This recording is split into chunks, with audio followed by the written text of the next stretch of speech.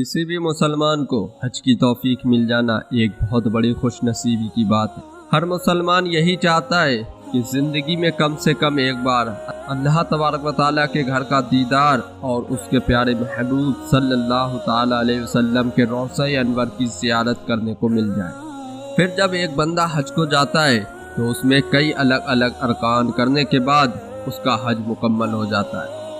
उन्हीं अरकानों में से एक अरकान शैतान को पत्थर मारना भी, और ये काम उस वक्त किया जाता है जब तमाम हाजी मैदान अराफात और मुज़दलिफ़ा में रुकने के बाद मिना को जाते हैं, और मिना ही में वो जगह है जहां शैतान को कंकरियां मारी जाती हैं।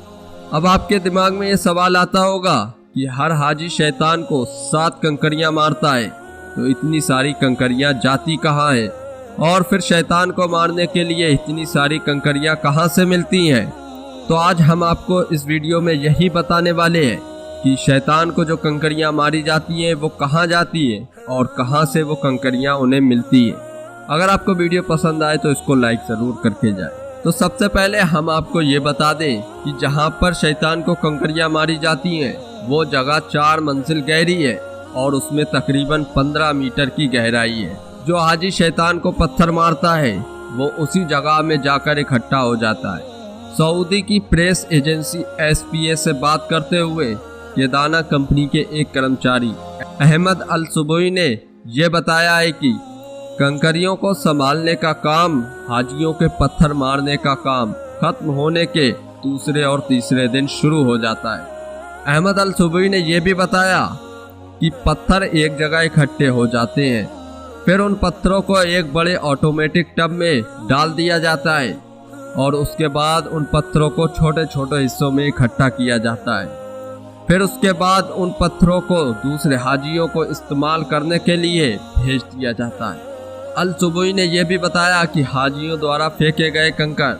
जो नीचे की ओर गिरते हैं और तहखाने में जाकर जमा हो जाते हैं, फिर उन पत्थरों को इकट्ठा करने का काम किया जाता है और उसके बाद उन पर पानी छिड़कने का काम किया जाता है, और फिर उन पत्थरों पर जो धूल और गंदगी वगैरह चिपकी होती है उसको पानी से साफ कर दिया जाता है। आखिर में साफ किए गए कंकरों को एक वाहन में स्थानांतरित कर दिया जाता है और हज का सीजन समाप्त होने के बाद दोबारा इस्तेमाल के लिए उसको स्टोर कर दिया जाता है।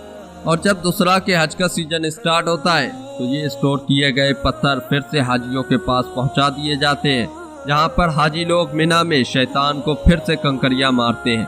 अल सुबई ने यह भी बताया कि हाजियों की संख्या के अनुसार ये कई टन पत्थरों का इस्तेमाल होता है।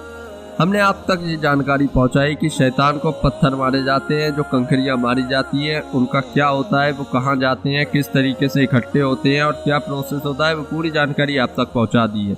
अगर आपको वीडियो पसंद आई हो तो इसको लाइक करें। और हम ये अंगूठी आप देख रहे हैं, ये अंगूठी बेशुमार बरकतों के लिए, यानी कि इसके अंदर सुलेमानी नक्श है। ये अंगूठी जिसके पास होती है वो समझिएगा बेशुमार बरकतें पाता है, यानी कि उसके रोज़ी में, दौलत में, पैसे में, कारोबार में, हर जगह बेशुमार बरकत होती चली जाती। जो अंगूठी ये आप पहनेंगे इसको इस तरीके से पहनना है और इस अंगूठी को पहनकर आप नमाज में भी जा सकते हैं। अगर आप अपने घर को बचाना चाहते हैं, अपने कारोबार को बचाना चाहते हैं, यानी कि दुश्मनों से, बुरी नज़रों से, तो आप अपने मेन दरवाजे पर इस पत्ती को लगा दीजिएगा, इस नक्श को। इस पर लिखा हुआ है, जहाँ पे भी ये लग जाता है वहाँ पे बेशुमार बरकतें, रहमतें आती हैं और आपका घर, कारोबार, दुकान दुश्मनों की बुरी नज़रों से हमेशा बचा रहता है। तो इन दोनों चीज़ों को लेने के लिए आपको करना क्या होगा, ये सामने आपके नंबर आ रहा है, इस नंबर पे आप कॉल कीजिएगा और आज ही अपना ये ऑर्डर बुक कीजिएगा। 7 दिन के अंदर ये ऑर्डर आपके पास पहुंच जाता है, तो अभी ऑर्डर ज़रूर कीजिएगा।